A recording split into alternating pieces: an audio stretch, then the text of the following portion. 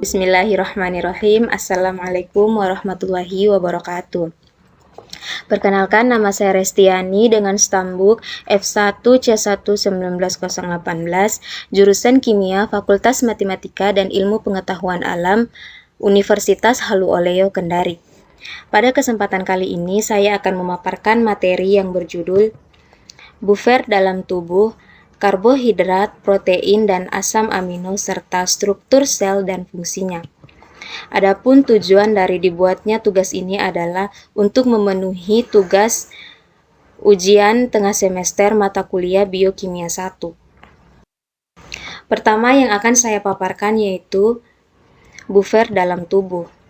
Nomor 1, satu-satunya cara tubuh membuang muatan asam yang sangat besar yang dihasilkan oleh reaksi metabolisme adalah dengan A. Meningkatkan konsentrasi ion bikarbonat, B. Bernapas dengan lebih cepat dan lebih dalam, C. Mengeluarkan ion hidrogen dalam urin, D. Meningkatkan konsentrasi protein dalam plasma. Jawabannya adalah C. Mengeluarkan ion hidrogen dalam. Keseimbangan asam basa adalah suatu keadaan di mana konsentrasi ion hidrogen yang diproduksi setara dengan konsentrasi ion hidrogen yang dikeluarkan oleh sel. Pada proses kehidupan, keseimbangan asam pada tingkat molekuler umumnya berhubungan dengan asam lemah dan basa lemah. Begitu pula pada tingkat konsentrasi ion H+ atau ion OH yang sangat rendah. Keseimbangan asam basa adalah keseimbangan ion hidrogen. Walaupun produksi akan terus menghasilkan ion hidrogen dalam jumlah yang sangat banyak, ternyata konsentrasi ion hidrogen dipertahankan pada kadar rendah, yaitu pada pH 7,44. Derajat keasaman atau pH darah manusia normalnya berkisar antara 7,35 hingga 7,45. Tubuh manusia mampu mempertahankan keseimbangan asam dan basa agar proses metabolisme dan fungsi organ dapat berjalan optimal.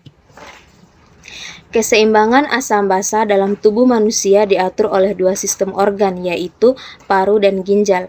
Paru berperan dalam pelepasan atau ekreksi CO2 dan ginjal berperan dalam pelepasan asam. Nomor 2, ion hidrogen biasanya dihilangkan dari tubuh melalui A. Dengan ekreksi dalam urin, B. Melalui keringat, C. Di udara kadaluarsa, D. Melalui detoksifikasi hati. Jawaban yang benar adalah A. Dengan ekreksi dalam urin. Ekreksi adalah proses pembuangan sisa metabolisme dan benda tidak berguna lainnya. Ekreksi merupakan proses yang ada pada semua bentuk kehidupan. Sistem ekreksi dalam tubuh manusia merupakan proses pembuangan zat-zat sisa yang melibatkan organ-organ dalam tubuh, seperti ginjal, paru-paru, hati, dan kulit. 3. Saat ventilasi meningkat dan lebih banyak karbon dioksida dikeluarkan dari darah adalah A. PCO2 akan meningkat, B. Konsentrasi ion hidrogen dalam darah akan menurun, C. pH darah akan menurun, D. Konsentrasi ion hidrogen dalam darah akan menurun. Jawaban yang benar adalah B. Konsentrasi ion hidrogen dalam darah akan menurun. Jika pH di bawah 7, maka itu artinya tubuh terlalu asam. Ini sangat berbahaya. Jika pH terlalu rendah, itu artinya terjadi penumpukan karbon dioksida dalam darah. Karbon dioksida yang tinggi akan membuat pernapasan jadi sulit. Jika kadar karbon dioksida dalam darah menjadi rendah karena terlalu banyak karbon dioksida yang dikeluarkan dari aliran darah, maka pH darah akan meningkat atau menjadi terlalu basa. Konsentrasi ion H menurun. Keempat, jika pH plasma darah menjadi 7,49 karena zat yang tertelan, semua hal berikut akan terjadi sebagai kompensasi kecuali A. Laju respirasi menurun, B. Ginjal meningkatkan sekresi ion bikarbonat, C. Sel tubulus menghasilkan lebih banyak amonium dan glutamat, D. tekanan parsial karbon dioksida dalam darah akan mulai meningkat? Jawabannya adalah C. Sel tubulus menghasilkan lebih banyak amonia dari glukosa. Selanjutnya saya akan menjelaskan tentang karbohidrat. Nomor 1, C6H12O6 adalah rumus molekul untuk karbohidrat apa? A. Sukrosa, B. Glukosa, C. Fruktosa, D. Baik glukosa dan fruktosa. Jawabannya adalah D. Baik glukosa dan fruktosa. Sukrosa memiliki rumus kimia C12H12O11, sedangkan fruktosa dan glukosa memiliki rumus kimia C6H12O6. Berikut adalah gambar strukturnya. Fruktosa adalah polihidroksiketon dengan 6 atom karbon. Fruktosa merupakan isomer dari glukosa. Keduanya memiliki rumus molekul yang sama, yaitu C6H12O6, namun memiliki struktur yang berbeda. Nomor 2, ini semua adalah sifat monosakarida, kecuali A. Gula sederhana, B. Rasio 1:2:1, C. Gula ganda, D. Digunakan untuk energi. Jawaban yang benar adalah C. Gula ganda.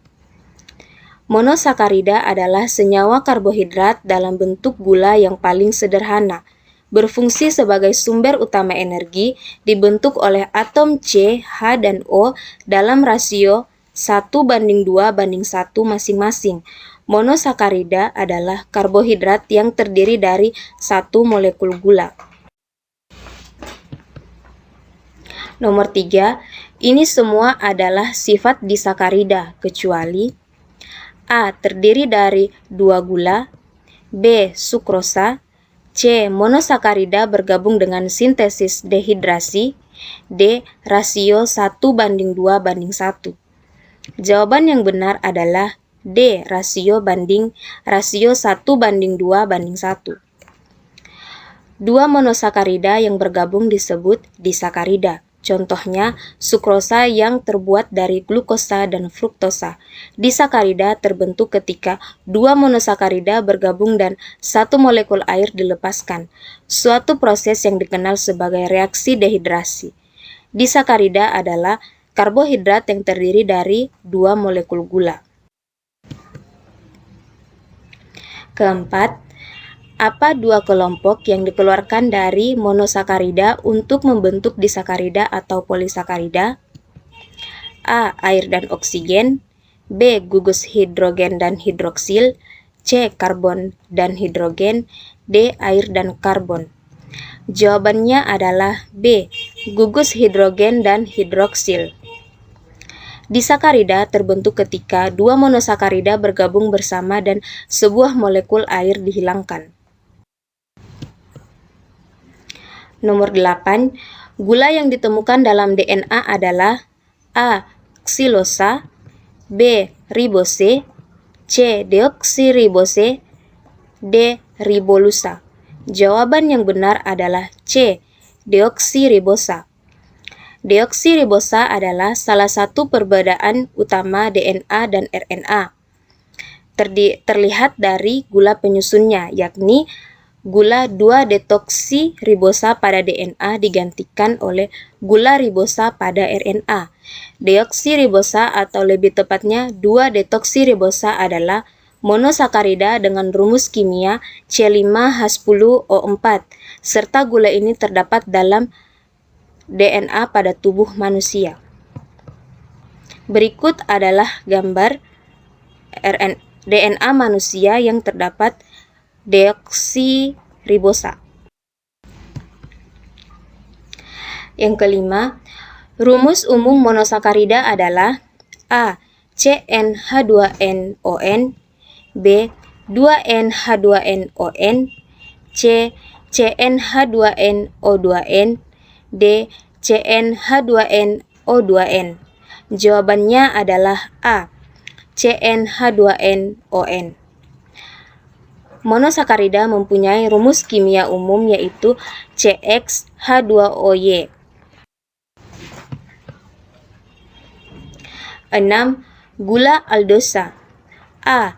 Gliserosa, B. Ribolosa, C. Eritrolosa, D. Didoksiaseton. Jawaban yang benar adalah gliserosa. Aldosa atau glukosa yang memiliki gugus fungsi aldehid, misalnya gliseraldehid, gliserosa, eritrirosa, ribosa, dan glukosa itu sendiri merupakan jenis monosakarida berdasarkan gugus fungsinya.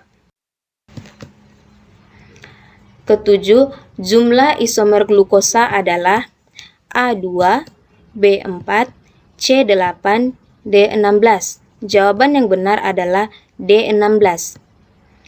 Berdasarkan jumlah atom C chiral, atom yang memiliki 4 tangan yang berbeda atau atom punya atom C asimetris, maka isomer dari glukosa adalah berjumlah 16 buah. Berikut adalah ke-16 isomer. Selanjutnya yang akan saya paparkan yaitu mengenai protein dan asam amino. Pertama, manakah dari asam amino berikut yang memiliki muatan negatif bersifat bersih pada pH fisiologis 7,4? A. Asam glutamat, B. Histidina, C. Lisina, D. Asparagin. Jawaban yang benar adalah asam glutamat. Penjelasannya dapat kita lihat pada tabel berikut ini.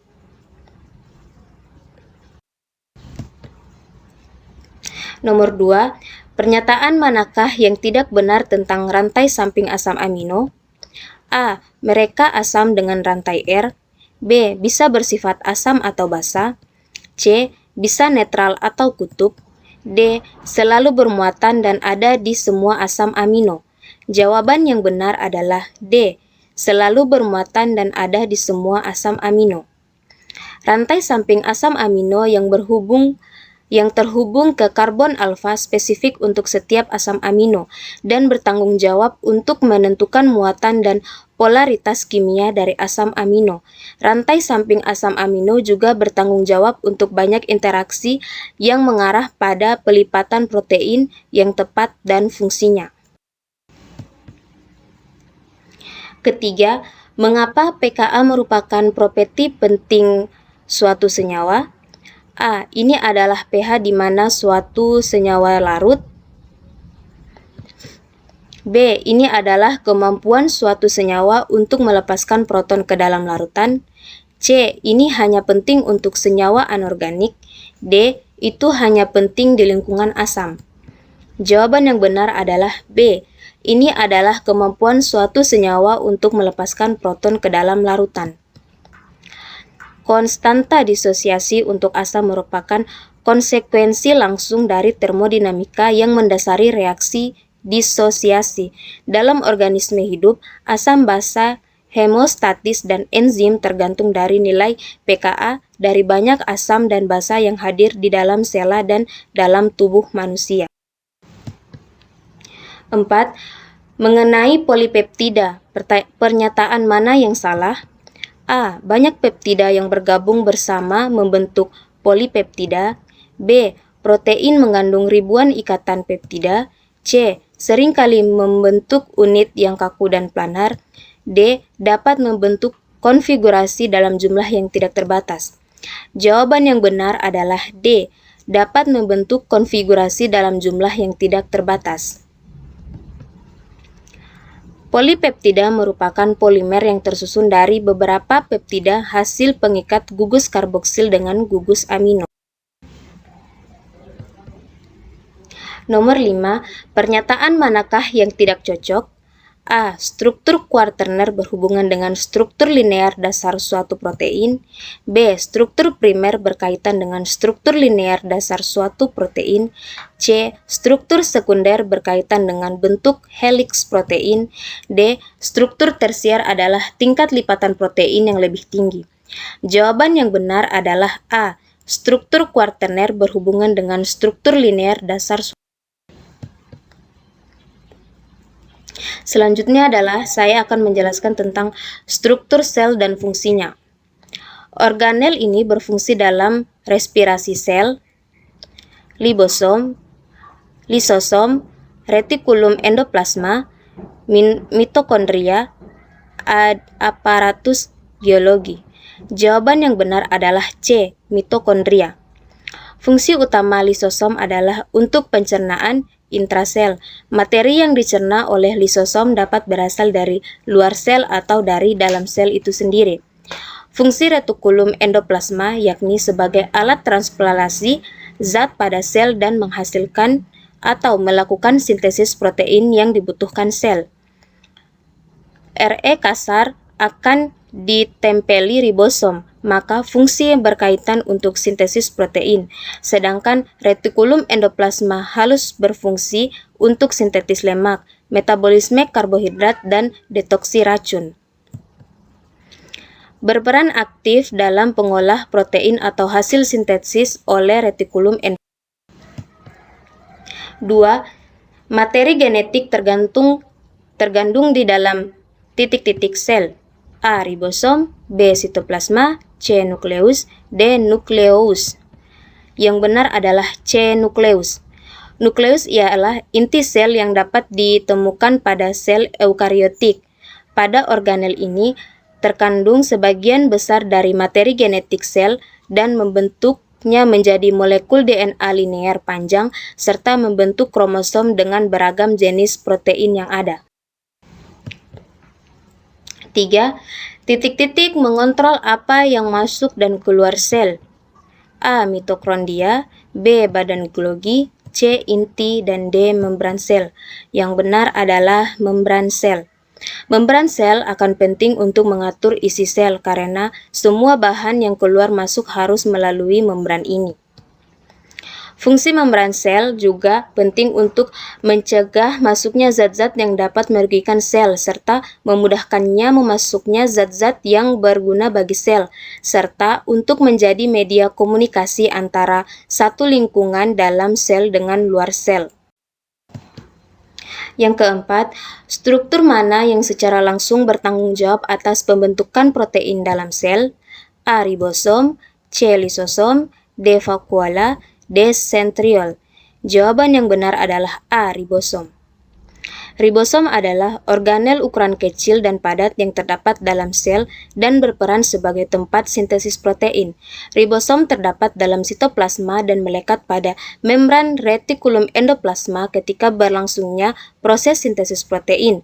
Jika proses sintesis protein tidak berlangsung, ribosom akan berbentuk subunit kecil dan subunit besar. Ribosom juga merupakan komponen sel yang membuat protein dari semua asam amino. Ribosom memiliki diameter sekitar 20 nanometer dan terdiri atas 65% RNA ribosom dan 35% protein ribosom. Sel dengan laju sintesis protein yang tinggi memiliki banyak sekali ribosom. Contohnya, sel hati manusia yang memiliki beberapa juta ribosom. Ribosom sendiri tersusun atas berbagai jenis protein dan sejumlah molekul RNA. Nomor 5. Apa yang dimaksud dari gambar ini? A. Anima cell, B. Human cell, C. Plant cell, dan D. Bacterial cell. Jawaban yang benar adalah C. Plant cell. Kloroplas mengandung pigmen warna hijau atau klorofil. Oleh karena itu, kloroplas berfungsi sebagai tempat berlangsungnya fotosintesis hanya terdapat pada sel tumbuhan. Kantung di dalam sitoplasma yang penuh dengan cairan tanaman memiliki satu yang besar menyiapkan makanan, air, dan lain-lain. A. Vakuola, B. Dinding sel, C. Lisosom, D. Ribosom. Yang benar adalah A. Vakuola. Vakuola merupakan organel dalam sel yang berisi cairan.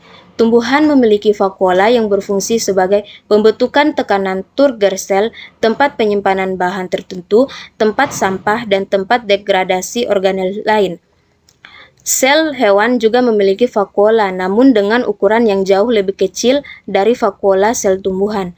Vakuola adalah organel sel yang memiliki suatu rongga bermembran pada sel tumbuhan, berisi bermacam-macam senyawa makanan, sisa metabolisme, air, dan lain-lain. 7. Struktur apa yang ditemukan dalam sel tumbuhan dan bukan pada sel hewan? A. Dinding sel, B. Sentriol, C. Nukleus, D. Sitoplasma. Jawaban yang benar adalah dinding sel. Sel hewan dan tumbuhan sama-sama merupakan sel eukariotik, sehingga memiliki beberapa ciri yang sama, seperti adanya membran sel dan organ sel, seperti nukleus, mitokondria, dan retikulum endoplasma. Akan tetapi, sel hewan dan tumbuhan memiliki beberapa perbedaan dan persamaan. Misalnya, sel hewan tidak memiliki dinding sel atau kloroplas, tetapi sel tumbuhan memilikinya.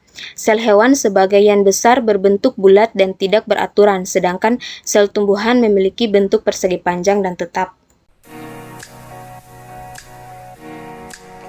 Sekian presentasi dari saya, kurang dan lebihnya mohon dimaafkan. Billahi taufiq wal hidayah. Wassalamualaikum warahmatullahi wabarakatuh.